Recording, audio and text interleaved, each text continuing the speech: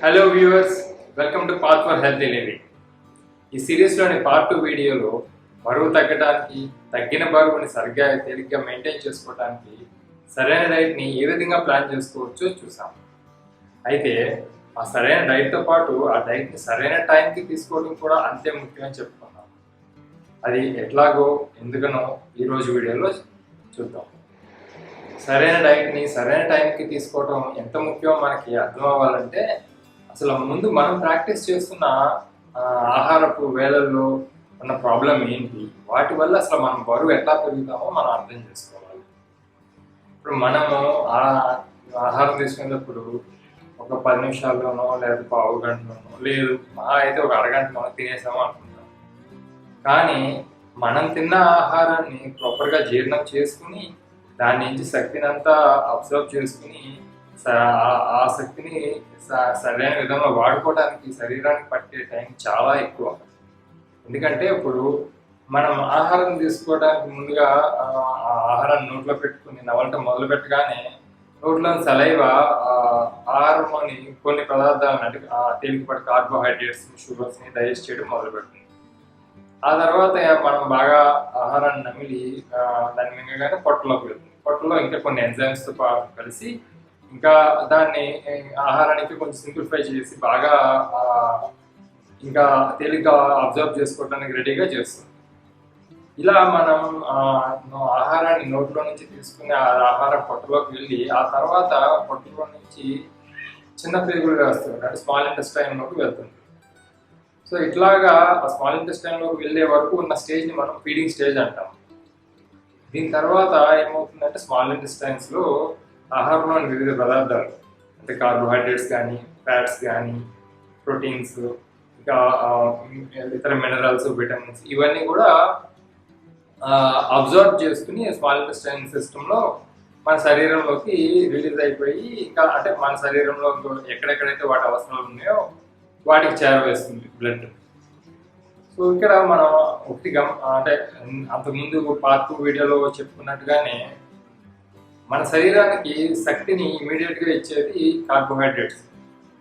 So ఆహారం కార్బోహైడ్రేట్స్ని కొంచెం తొందరగా పీల్చుకుని బ్లడ్లోకి విడుదల చేయబడుతుంది గ్లూకోజ్ రూపంలో. ఇలా బ్లడ్లోకి విడుదల చేసిన గ్లూకోజ్ని మన శరీరంలోని సెల్స్ కానీ లేకపోతే మన మజిల్స్ కానీ మనం చేసే పనిని బట్టి ఎంత మేరకు వాడుకోగలిగితే అంత మేరకు వాడుకుని ఒకవేళ బ్లడ్లో ఉండాల్సిన గ్లూకోజ్ లెవెల్స్ కన్నా ఎక్కువ గ్లూకోజ్ లెవెల్స్ ఉంటే మన శరీరం ఇన్సులిన్ ప్రొడ్యూస్ చేసి దాని స్టోరేజ్ ఫ్యాట్గా మారుస్తుందని అంతకుముందు ఆల్రెడీ చెప్పుకున్నాం. ఇది జరగడానికి కొంత టైం పడుతుంది. ఎంత అంటే మనం తీసుకునే కార్బోహైడ్రేట్స్ని బట్టి, మనం తీసుకునే ఆహారం కాంప్లెక్సిటీని బట్టి దాదాపుగా ఒక 2 నుంచి 3 గంటల వరకు పడుతుంది మనం ఆహారం తీసుకున్నాక. ఈ స్టేజ్ని అబ్సార్ప్షన్ స్టేట్ అంటారు. అబ్సార్ప్షన్ స్టేట్, అబ్సార్ప్టివ్ స్టేట్ అని అంటారు.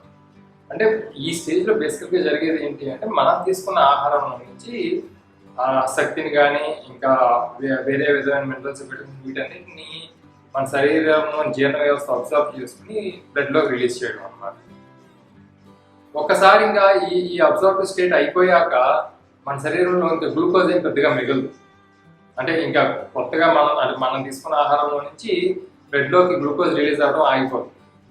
ఆ తర్వాత కూడా మనం ఇంకా పని చేస్తున్నాం లేదంటే ఇంకా యాక్టివ్గానే ఉంటే మన శరీరానికి అవసరమైన శక్తిని అంతా మరి ఎక్కడి నుంచి తీసుకొస్తుంది మన బాడీ? మన శరీరంలో ఉన్న ఫ్యాట్ రిజర్వ్స్ని బర్న్ చేయడం ద్వారా. అంటే బర్నింగ్ అంటే అది యాక్చువల్గా మళ్ళీ గ్లూకోజన్ అని ఇంకో హార్మోన్ రిలీజ్ అయ్యి మన శరీరంలో స్టోర్ అయ్యి ఉన్న ఫ్యాట్ని దాంట్లోంచి కీటోన్ సెల్స్గా కన్వర్ట్ అయ్యి అవి మన శరీరానికి అవసరమైన శక్తిని ఇస్తాయి. ఈ ప్రాసెస్ని యాక్చువల్గా కీటోసిస్ అని అంటారు. సో ఈ కీటోసిస్ ప్రాసెస్ ఎప్పుడైతే స్టార్ట్ అవుతుందో అప్పుడు మన శరీరంలోని ఫ్యాట్ని మన శరీరం వాడుకోవడం మొదలు పెడుతుంది, స్టోరేజ్ ఫ్యాట్. అయితే ఈ అబ్సార్ప్టివ్ స్టేట్ కంప్లీట్ అయ్యి కీటోసిస్ స్టేట్ స్టార్ట్ అవ్వడానికి కొంత టైం పడుతుంది అన్నమాట. జనరల్గా మనం ఆహారం తీసుకున్నాక ఒక 3 to 5 hours పాటు అబ్సార్ప్షన్ స్టేట్ జరుగుతుంది. అంటే మనం తీసుకున్న ఆహారంలో ఇంకా అంటే కార్బోహైడ్రేట్స్ ఒకటే కాదు, ముందు కార్బోహైడ్రేట్స్ని ఈజీగా జీర్ణం చేసుకున్నాక తర్వాత మనం తీసుకున్న ఆహారం ఫ్యాట్స్ కూడా ఉండొచ్చు. ఆ ఫ్యాట్స్ని కొంచెం స్లోగా అబ్జర్వ్ చేసిన ఆ ఫ్యాట్స్ నుంచి వచ్చే శక్తిని కూడా వాడుకొని ఇవన్నీ అయ్యాక దాదాపుగా ఒక 8 గంటల తర్వాత కానీ కీటోసిస్ స్టార్ట్ అవుతుంది. 8 నుంచి 10 గంటలు అదే తీసుకున్న ఆహారం బట్టి. ఈ కీటోసిస్ స్టార్ట్ అయ్యాక కానీ మన శరీరంలో ఉన్న ఫ్యాట్, యాక్చువల్లీ స్టోర్ అయిన ఫ్యాట్ని బర్న్ చేసుకోవడం మొదలుపెట్టాం.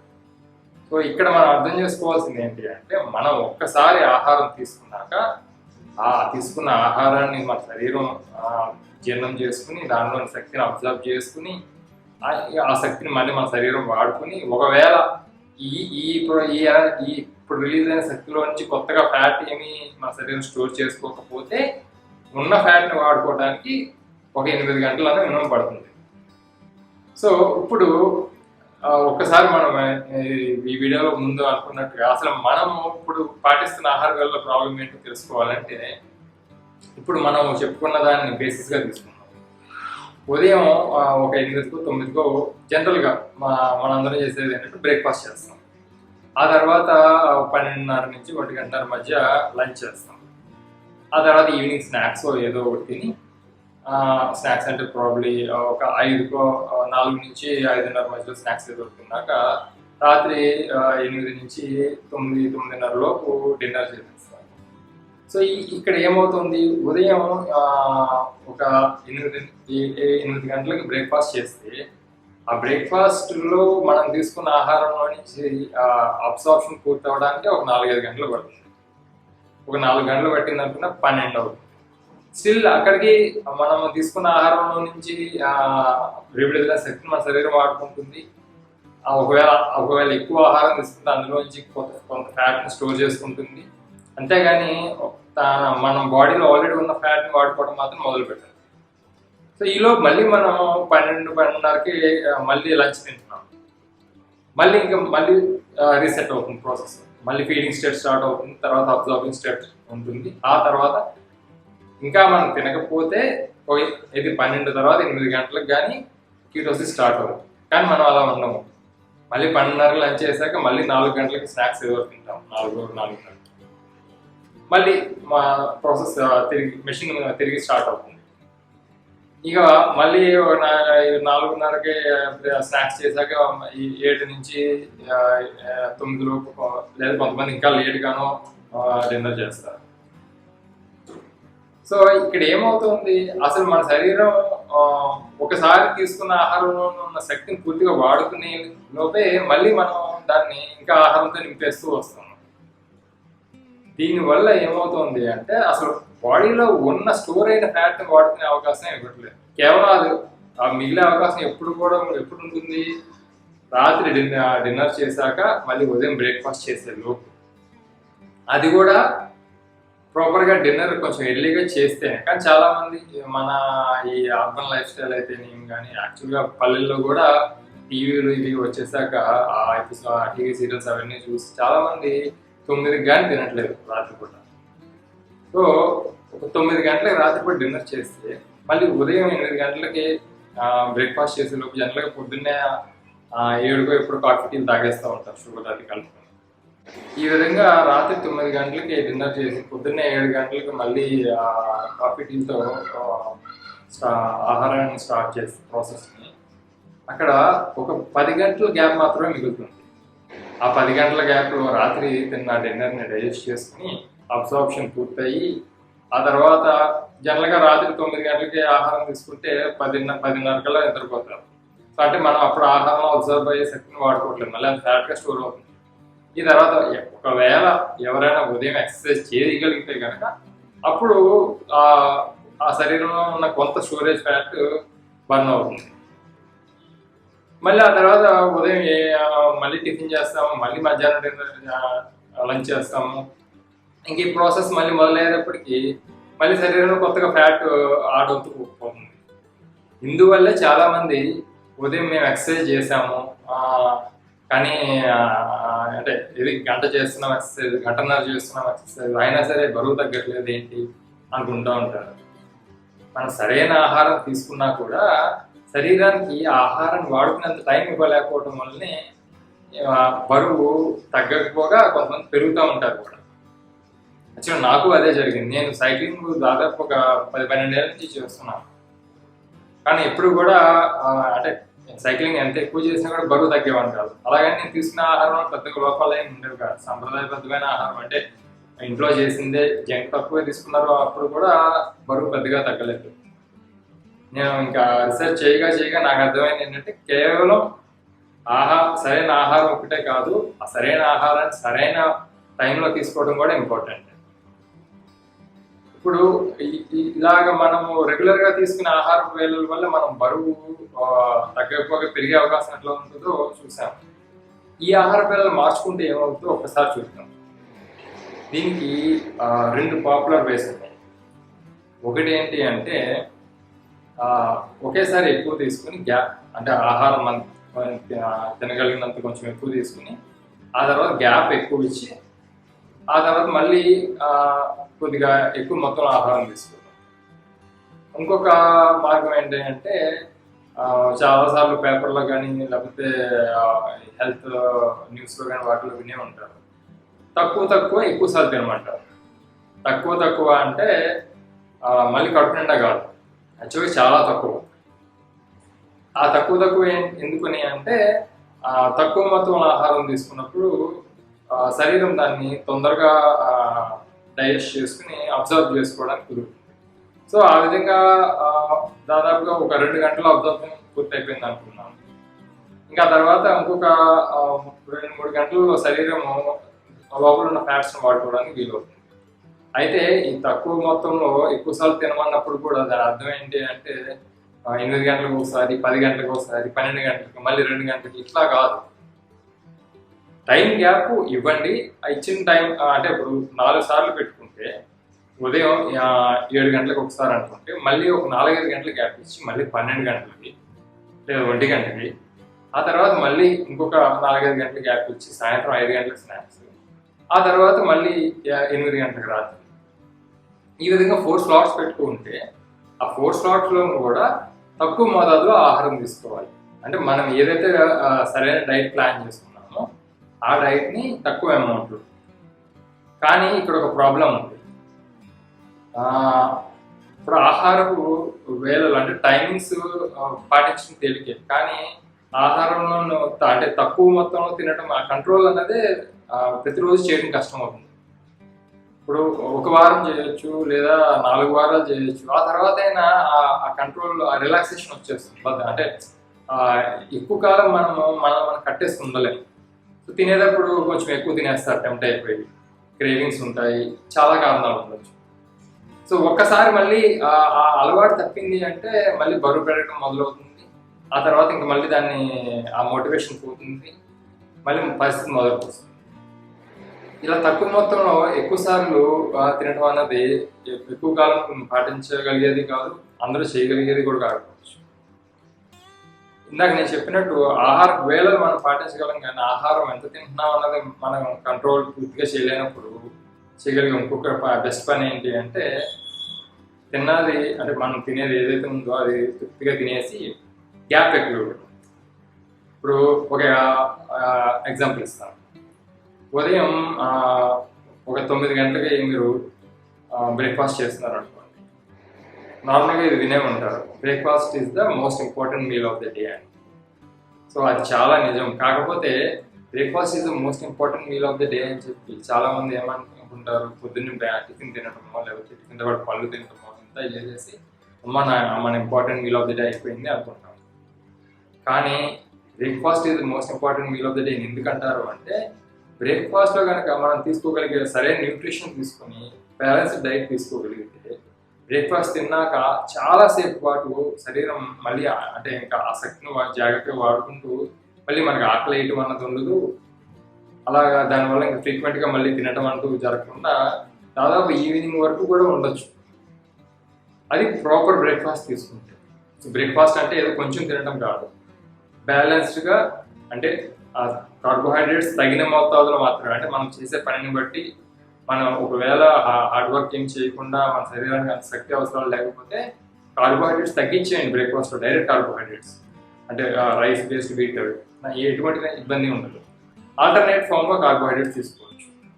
అంటే ఇప్పుడు ఇంతకు ముందు వీడియోలో పార్ట్ 2లో చెప్పుకున్నట్టుగా పల్సెస్, లెగ్యూమ్స్ అంటే బీన్స్ కానీ లేకపోతే ఇతర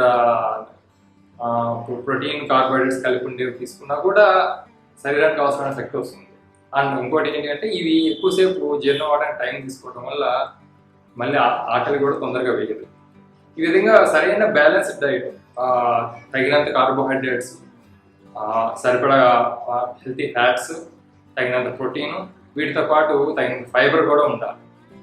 ఇలా సరైన బ్రేక్ఫాస్ట్ తీసుకోగలిగితే కనుక మీరు ఉదయం 9 గంటలకు బ్రేక్ఫాస్ట్ తింటే దాదాపు మధ్యాహ్నం 3-4 వరకు కూడా పెద్దగా ఆకలి నీరసం లేకుండా ఉండొచ్చు. ఇప్పుడు మళ్ళీ మధ్యాహ్నం ఒక 3 గంటలకో లేదా 4 గంటలకో తిన్నారనుకున్నాం. ఈ మధ్యలో జరిగేది ఏంటంటే ఒక్కసారి గమనించండి. 9 గంటలకి ఆహారం తీసుకుంటే పొద్దున్న అది డైజెషన్ అబ్సార్ప్షన్ కంప్లీట్ అవ్వడానికి ఒక 5 గంటలు పట్టింది అనుకున్నా దాదాపుగా 2 వరకు కూడా మీకు ఎటువంటి ఇబ్బంది ఉంటుంది. ఆ తర్వాత ఇంకొక గంటన్నర ఉంటే మళ్ళీ 3-3:30కి మీరు ఆహారం తీసుకుంటే మళ్ళీ అది 3-3:30 కూడా సరైన ఆహారం అంటే బ్యాలెన్స్ డైట్ తీసుకోగలిగితే కనుక మళ్ళీ ఇంకొక 5-6 గంటల పాటు ఎటువంటి ఇబ్బంది ఉంటుంది. అంటే దాదాపు రాత్రి 9 గంటల వరకు మీకు మళ్ళీ ఆకలి వేయటం కానీ నీరసం కానీ ఎటువంటి ఇబ్బంది ఉంటుంది. ఇక 9 గంటల పైన అది ఉండగలిగితే గేమ్ తినకుండా నిద్రపోగలిగితే మళ్ళీ నెక్స్ట్ డే మార్నింగ్ అసలు నీరసం కానీ ఇంకా ఆకలి కానీ అంటే లెగ్ కానీ ఎటువంటి ఇబ్బంది ఉంది. ఎందుకంటే శరీరం ఓవర్ నైట్ కీటోసిస్ స్టార్ట్ చేసుకుని మనకు అవసరమైన ఫ్యాట్ని బర్న్ చేయడం మొదలు పెట్టేస్తుంది. అది బెస్ట్ వే యాక్చువల్గా వెయిట్ తగ్గాలి అంటే. సో ఇప్పుడు ఇలాగా ఈవినింగ్ 3:30-4కి తిన్నాక నెక్స్ట్ డే మార్నింగ్ వరకు కూడా వాటర్ తప్ప ఇంకా వేరే ఏం ఫుడ్ తీసుకోలేదు అనుకోండి, శరీరం ఓవర్ నైట్ కీటోసిస్ స్టార్ట్ చేసుకున్నాక ఉదయం ఎక్సర్సైజ్ చేస్తే కనుక ఫ్యాట్ బర్న్ అంటే మన శరీరంలో ఉన్న స్టోరేజ్ ఫ్యాట్స్ని మన శరీరం ఎక్కువ మోతాదులో వాడుకొని వెయిట్ తగ్గడానికి కూడా చాలా తొందరగా తగ్గే అవకాశం ఉంటుంది. అయితే ఇక్కడ ఒక డౌట్ ఏంటంటే కొంతమందికి ఒక్కసారిగా ఇలాగా రాత్రంతా ఆహారం తినకుండా ఇప్పుడు ఈవినింగ్ 4కి తినేసి మళ్ళీ నెక్స్ట్ డే 9 వరకు అంటే అక్కడ దాదాపుగా ఒక 16-15 గంటలు ఫాస్టింగ్ ఉండాల్సి వస్తుంది. ఇంత చేయలేము అని ఫీలింగ్ రావచ్చు. అలాంటప్పుడు ఒకటి ఏం చేయొచ్చు అంటే చాలా తక్కువ మోతాదులో క్యాలరీస్ ఉండే ఆహారం తీసుకోవడం. అంటే క్యాలరీస్ తక్కువ మోతాదులో క్యాలరీస్ అంటే బేసికల్గా మన కడుపు నిండాలి కొంత, కానీ శక్తి మాత్రం చాలా తక్కువ రావాలి. ఆ ఆహారం తేలిక జీర్ణం అయిపోవాలి. సో దీనికి ఇప్పుడు మన కూరగాయల్లో కొన్ని కీరా కానీ లేదంటే ఇట్లాగా కొన్ని కూరగాయలు క్యాలరీస్ తక్కువ ఉండి బల్క్ ఎక్కువ ఉండేవి ఉంటాయి. అవి ఒక సలాడ్ లాగా చేసుకుని, సలాడ్ లాగా అన్నాను కదా అని మళ్ళీ అందులో ఇంకా చీజు లేకపోతే ఇట్లా వేరే వేరే పదార్థాలు ఏమి లేకుండా తక్కువ క్యాలరీస్ ఉండేది చూసుకుని అది రాత్రి పడుకునే ముందు కొంత మోతాదులో తీసుకుంటే మీకు తృప్తిగానే ఉంటుంది, శరీరానికి కూడా పెద్దగా ఇబ్బంది ఉంటుంది. కానీ నన్ను అడిగితే మీరు బరువు తొందరగా తగ్గాలి అనుకుంటే కనుక ఇలాగా రోజుకి ఒక 2 ప్రాపర్ మీల్స్ తీసుకుని ఫాస్టింగ్ అంటే మీల్ టు మీల్ మధ్య గ్యాప్ ఎక్కువ పెట్టుకోగలిగితే శరీరం ఎక్కువసేపు కీటోసిస్ స్టేట్లో ఉండి మన శరీరం స్టోర్ అయిన ఫ్యాట్ని బాగా బర్న్ చేసుకునే అవకాశం ఉంటుంది. యాక్చువల్గా ఈ ప్రాసెస్నే అంటే ఇలాగా మీల్స్ మధ్య గ్యాప్ పెట్టుకుని ఎక్కువసేపు ఉపవాసం ఉండేదాన్ని ఇంగ్లీష్లో ఇంటర్మీడియట్ ఫాస్టింగ్ అంటారు. ఇది 2010-20 మధ్యలో చాలా బాగా పాపులర్ అయింది. రిజల్ట్స్ కూడా కన్సిస్టెంట్గా వస్తాయి. అండ్ ఇంకొక విషయం ఏంటంటే ఇంతకుముందు నేను చెప్పినట్టు మనము తినే ఆహారం మీద కంట్రోల్ అనేది ఎక్కువ కాలం ఉండదు మనకి. అంటే ఇప్పుడు సరైన డైట్ నేను పాటిస్తాను, బరువు తగ్గే కూడా సరైన డైట్ పాటించగలము ఇలా అని మనకి అంటే స్టార్టింగ్లో అనుకుంటాం. కానీ మధ్యలో చాలాసార్లు క్రేవింగ్స్ వల్ల అవ్వచ్చు, లేకపోతే ఇంకా వేరే పరిస్థితుల వల్ల అవ్వచ్చు, అంత స్ట్రిక్ట్గా ఉండలేము. కానీ మీల్ టైమింగ్స్ అన్నవి మాత్రం ఒక్కసారి మన లైఫ్ స్టైల్కి తగ్గట్టుగా మనం ప్రాపర్ మీల్ టైమింగ్స్ని అడ్జస్ట్ చేసుకోగలిగితే, అంటే ఇప్పుడు ఆఫీస్కి వెళ్ళే వాళ్ళు అయితే 8:30 to 2:30 పెట్టుకోవడము, లేదా 8:30 to 4 పెట్టుకోవడము, అలా కాకుండా కొంత టైమింగ్స్ ఫ్లెక్సిబిలిటీ ఉన్న వాళ్ళైతే మార్నింగ్ 10కి ఒకసారి, ఈవినింగ్ 4కి ఒకసారి తినడము, ఇట్లాగా మనకి ఏది సూట్ అవుతుందో ఆ ప్రాపర్ మీల్ టైమింగ్స్ ఒకసారి సెట్ చేసుకుని వాటిని అలవాటు చేసుకోగలిగితే దాన్ని లైఫ్ లాంగ్ డైలీగా పాటించవచ్చు. అండ్ ఎప్పుడైతే మీల్ టైమింగ్స్ ప్రాపర్గా ఉన్నాయో, అంటే మన తీసుకున్న ఆహారం మన శరీరానికి పూర్తిగా వంట పట్టేదానికి మనం చేయగలిగితే కనుక ఆహారంలో కొంచెం హెచ్చుతగ్గులు ఉన్నా కూడా బరువు మీకు పెద్ద సమస్య అవ్వదు. సరైన ఆహారం తీసుకోవడంతో పాటు ఆహారాన్ని మీరు ప్రాపర్గా షెడ్యూల్ చేసుకోగలిగితే బెనిఫిట్స్ కన్సిస్టెంట్గా చాలా సస్టైనబుల్గా వస్తాయి. ఇక్కడ కొన్ని సందేహాలు రావచ్చు. ఒకటి ఏంటి అంటే ఎక్కువసేపు ఉపవాసం ఉంటే నాకు నీరసం వచ్చేస్తుంది, లేదంటే నేను కళ్ళు తిరిగి పడిపోతానేమో, నేను పనులు చేయలేనేమో, ఇట్లా అని అనుకుంటారు. సో ఇక్కడ మీరు గుర్తుపెట్టుకోవాల్సిందంటే మన శరీరము తాను ఎలా కాపాడుకోవాలో దానికి చాలా బాగా తెలుసు. సెల్ఫ్ ప్రిజర్వేషన్ అన్నది శరీరానికి మనకి తెలియకపోయినా, అంటే మనకేం అనిపించకపోయినా మన బాడీలో సిస్టమ్స్ తెలుసు. సో ఎప్పుడైతే మన శరీరంలో మనం అంటే ఎక్స్టర్నల్గా మనం ఫీడింగ్ ఇవ్వకుండా దాన్ని ఫాస్టింగ్ స్టేట్లోకి పుష్ చేస్తామో ఆటోమేటిక్గా ఆ కీటోసిస్ స్టార్ట్ చేసుకుంటుంది. కాకపోతే ఇది అలవాటు పడటానికి అలవాటు పడేలోపు కొన్ని ఏంటంటే హెడేక్ లాంటివి కానీ, లేదంటే లైట్గా నీరసం అనిపించడం కానీ, ఇట్లాగా కొన్ని సిమ్టమ్స్ కొంతమందికి వారి శరీర తత్వాన్ని బట్టి రావచ్చు. నా వరకు నాకైతే నేను ఇనిషియల్గా 10 to 4 మీల్ టైమింగ్ స్టార్ట్ చేస్తున్నాను. అంటే ఉదయం 10కి తినేసి మళ్ళీ ఈవినింగ్ 4కి ఒకసారి తిని, ఇంకా తర్వాత మళ్ళీ నెక్స్ట్ డే మార్నింగ్ 10 వరకు కూడా వాటర్ తప్ప ఇంకా ఏం తీసుకున్నాను. అది అలవాటు పడితే నాకు పెద్ద ప్రాబ్లం అవ్వలేదు. ఎందుకంటే నేను అంతకుముందు అంటే ఎక్సర్సైజ్ అనేది నాకు రెగ్యులర్గా చేస్తూ ఉండేవాడిని. ప్లస్ ఉదయం పూట నేను జనరల్గా 9 or 10 వరకు కూడా ఏం తినేవాడిని కదా అంతకుముందు కూడా. సో అలా కొంతమందికి వాళ్ళ లైఫ్ స్టైల్ని బట్టి, వాళ్ళ శరీర తత్వాలను బట్టి పెద్ద సింప్టమ్స్ ఏమి లేవు, అంటే ఇబ్బందులు లేకుండానే తేలిగ్గా మీల్స్ ఇలాగ ఇంటర్మీడియట్ ఫాస్టింగ్ని స్టార్ట్ చేసుకోవడానికి కుదురుతుంది. కానీ కొంతమందికి ఏంటంటే వాళ్ళ లైఫ్ స్టైల్ని బట్టి కొన్ని ఇబ్బందులు రావచ్చు. అలాంటప్పుడు ఇలా ఒకేసారి ఎక్కువ అంటే ఫాస్టింగ్ పీరియడ్ అట్లాంటివి పెట్టుకోకుండా ముందుగా ఏం చేయొచ్చు అంటే ఉదయం మీరు ఎటువంటి ఆహారం తీసుకుంటారు, అంటే ఏ టైంకి తీసుకుంటున్నారో ఆ టైం అలాగే ఉంచేసి ఈవినింగ్ లేట్ చేయకుండా కొంచెం ఎర్లీగా తీసుకోవడం మొదలుపెట్టారు. ఇప్పుడు ఉదాహరణకి మీరు ఉదయం 8 గంటలకి బ్రేక్ఫాస్ట్ చేసేవారు, ఈవినింగ్ డిన్నర్ 9కో లేకపోతే 9:30కో చేసే అలవాటు ఉన్నాం. దాన్ని క్రమంగా తగ్గించుకుంటూ రండి. అంటే ముందు 8 తినటము, తర్వాత 1 వీక్ అయ్యాక 7కి తినటము, ఇంకో 1 వీక్ అయ్యాక 6కి తినటము. ఇలాగా గ్రాడ్యువల్గా శరీరానికి అలవాటు అవుతుంది. మీకు కూడా ప్రాక్టీస్ చేయడానికి కూడా ఇబ్బంది పడుతుంది. సో అలాగా మీరు మోర్ దాన్ ఒక 12 to 14 అవర్స్ ఫాస్టింగ్ స్టేట్ కనుక మెయింటైన్ చేయగలిగితే, అంటే ఈవినింగ్ ఇప్పుడు 6కి డిన్నర్ తినేసారు అనుకుంటున్నారు, నెక్స్ట్ డే మార్నింగ్ 8 వరకు కూడా ఏం తినకపోతే, అంటే వాటర్ తప్ప ఇంకా వేరే ఎటువంటి క్యాలరీ ఇంటేక్ లేకపోతే దాదాపు 14 గంటలు ఫాస్టింగ్ ఉన్నారు. ఈ 14 గంటల్లో మీరు ఈవినింగ్ 6 డిన్నర్ చేశాక దాదాపుగా ఒక 8 గంటలకి శరీరం కీటోసిస్ స్టేట్లోకి వెళ్తుంది. అంటే రాత్రి అరౌండ్ 2 to 3 అంటే మనం తీసుకున్న ఆహారాన్ని బట్టి కీటోసిస్ స్టేట్లోకి వెళ్ళిపోయి శరీరంలో స్టోరేజ్ ఫ్యాట్ని బర్న్ చేయడం మొదలుపెడుతుంది. ఇటువంటి సిచ్యువేషన్ మీరు ఉదయం ఒక 5:30కో 6కో లేచి కొంత వాకింగ్, అంటే ఒక 1 hour వాకింగ్ చేసినా, లేదా వేరే యోగా కానీ ఎటువంటి ఎక్సర్సైజ్ చేసినా కూడా ఫ్యాట్ బర్న్ ఎక్కువ ఉంటుంది. సో ఇలా మీరు మీ ఫ్లెక్సిబిలిటీని బట్టి గ్రాడ్యువల్గా, అంటే you have to listen to your body. So మీ శరీరం చెప్పే లక్షణాలను బట్టి మీరు ప్రాపర్గా ప్లాన్ చేసుకుని సరైన డైట్ తీసుకోవడంతో పాటు ఆ డైట్ని సరైన టైంకి తీసుకోగలిగితే కనుక రిజల్ట్స్ చాలా బాగుంటాయి. ఇంకొక డౌట్ ఏంటంటే కొంతమంది అనుకుంటారు ఇలాగా ఎక్కువసేపు ఫాస్టింగ్ అది చేసుకుంటే శరీరంలో అసిడిటీ ఫామ్ అవడం కానీ, గ్యాస్ ఫామ్ అవడం కానీ జరుగుతుంది అన్నమాట. సో ఇక్కడ ఒక విషయం మనం గుర్తుపెట్టుకోవాల్సింది అంటే మన శరీరం డైజెస్టివ్ సిస్టంలో అసిడిటీ కానీ గ్యాస్ ఫామ్ అవడానికి కానీ అది ఖాళీగా ఉంటే జరగదు. దాంట్లో ఏదైనా ఆహారం అన్నా ఉండాలి, లేదా మెడిసిన్స్ వల్ల అన్నా కానీ ఒక కెమికల్ రియాక్షన్ జరిగినప్పుడు మాత్రమే ఆ సిచ్యువేషన్ వస్తుంది. సో మనం తీసుకున్న ఆహారం కానీ సరైన ఆహారం అయ్యి ఇతర వేరే మెడికేషన్ కానీ ఏమి లేకపోతే ఇటువంటి ఇష్యూస్ ఏమీ రావు. కాకపోతే నేను ఇందాక చెప్పినట్లు మీరు దాన్ని గ్రాడ్యువల్గా అడ్జస్ట్ చేసుకోండి మీల్ టైమింగ్స్. ఒకేసారి సడన్గా మీరు ఒక 14 గంటలు 15 గంటలు ఫాస్టింగ్ చేసేయాలి అంటే కొన్ని ఇబ్బందులు రావచ్చు. దానికన్నా మీ ఫ్లెక్సిబిలిటీని బట్టి గ్రాడ్యువల్గా దాన్ని ఒక వారానికి కొంచెం అడ్జస్ట్ చేసుకుంటూ మీ బాడీ ఎట్లాగా రెస్పాండ్ అవుతుంది అన్న దాన్ని బట్టి ఎటువంటి ఇబ్బంది లేకుండా కూడా చేయొచ్చు.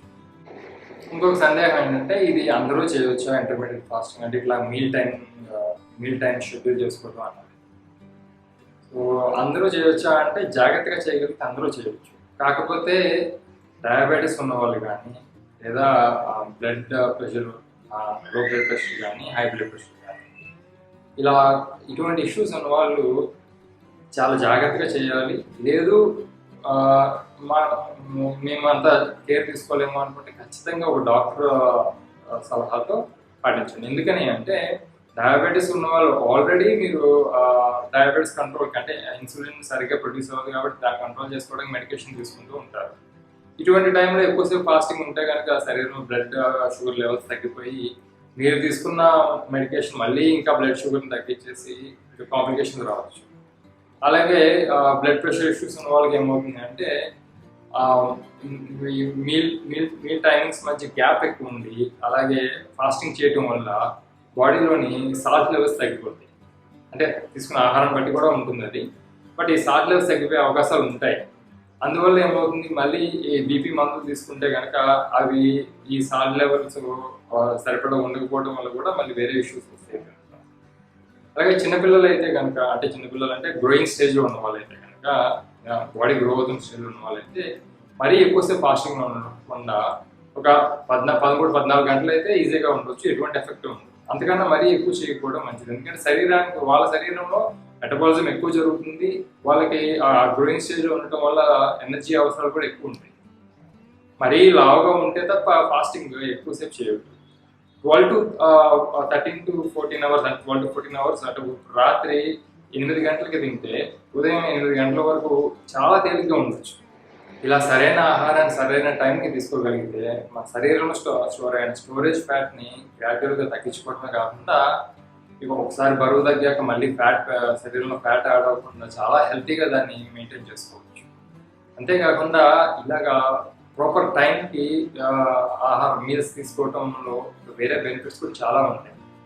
ఒకటి ఏంటి అంటే మన శరీరంలో మనం తిన్న ఆహారం డైజెస్ట్ అయిపోతుంది, చాలా టాక్సిన్స్ అవి ప్రొడ్యూస్ అవుతాయి. సో అవి మన శరీరంలో నుంచి క్లీన్ అయిపోయి బయటకు వెళ్ళిపోవడాన్ని మనం డీటాక్సిఫికేషన్ అంటాం. ఈ డీటాక్సిఫికేషన్ జరగడానికి మీల్స్ మధ్య మనం ఇచ్చే గ్యాప్ చాలా ఉపయోగపడుతుంది. సో ఇంటర్మీడియట్ ఫాస్టింగ్ని మీరు రెగ్యులర్గా చేయగలిగితే కనుక శరీరం చాలా ఎఫెక్టివ్గా డీటాక్స్ అయిపోతుంది. అంతేకాకుండా వేరే చాలా ఇంతకుముందు చెప్పుకున్నట్టు చాలా డిసీజెస్కి మన శరీరంలో డైజెస్టివ్ ప్రాసెస్లో ఉన్న ఇష్యూస్ కానీ లేకపోతే అది ఓవర్లోడ్ అయిపోవడం వల్ల జరిగే ఇష్యూస్ అసిడిటీ కానీ ఇట్లా ఇవన్నీ రావడానికి మనం తీసుకున్న ఇర్రెగ్యులర్ మీల్ టైమింగ్స్ కానీ లేకపోతే ఇంప్రాపర్ మీల్ టైమింగ్స్ కారణం అవుతాయి. ఎప్పుడైతే మనం సరైన టైంకి ఆహారం తీసుకోవడం మొదలుపెట్టి దాన్ని రెగ్యులర్గా మెయింటైన్ చేసుకుంటే అది మన లైఫ్ స్టైల్లో భాగం చేసుకోగలుగుతామో దానివల్ల వచ్చే బెనిఫిట్స్ చాలా ఉన్నాయి. ఈ విధంగా బరువు తగ్గడానికి ఇంకా వేరే ఇతర చాలా హెల్త్ బెనిఫిట్స్ కోసం మనం సరైన ఆహారాన్ని సరైన టైంకి తీసుకునేటట్టుగా ప్లాన్ చేసుకోవచ్చు. అంతేకాకుండా సరైన టైంకి సరైన ఆహారం తీసుకుంటూ ఆహారం సరైన విధంగా తీసుకోవడం కూడా ఇంపార్టెంట్. అది ఎట్లాగో తర్వాత రాబోయే వీడియోలో చూద్దాం.